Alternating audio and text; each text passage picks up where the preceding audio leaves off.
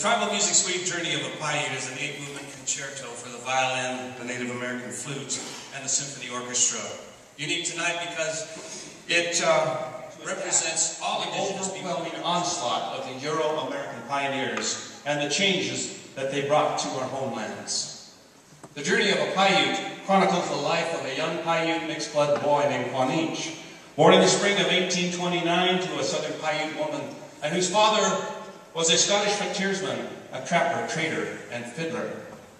The suite opens with the birth and early tribal life of Quanich, and the music represents both his Native American heritage and his Celtic roots. This is followed by slavery and conscription, when Quanich is stolen at the age of 9 and taken down the old Spanish trail to become part of the Indian slave labor that builds the monasteries of California. He runs away when he's 15, but he's caught and captured by the Mexican army and conscripted. And he will later fight with them in the War of 1846 against the Americans. In the two movements that we will perform tonight, 3 and 4, the Native American flute will evoke the images of Quanich's mother and his life on the Chibouit Plateaus north of the Grand Canyon. He wonders if she is missing him as much as he misses her.